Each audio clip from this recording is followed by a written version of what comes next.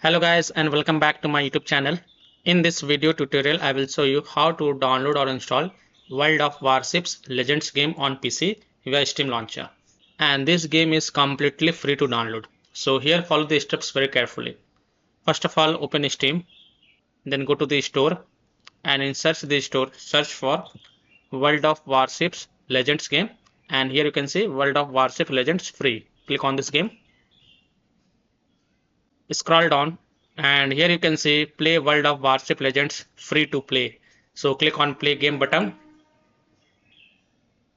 and you can see over here World of Warships Legends 49.55 GB. So click on install. Now read the EULA terms and condition and then click on accept button. Then go to library and here you can see World of Warships Legends game is getting downloaded on my PC. So I hope by following these steps you can also download or install World of Warship Legends game on your PC via the Steam launcher, and the game is completely free. So that's all for this video. If this video helped you, then please like and subscribe to my channel, share this video and hit the bell icon to get the latest updates. Thank you.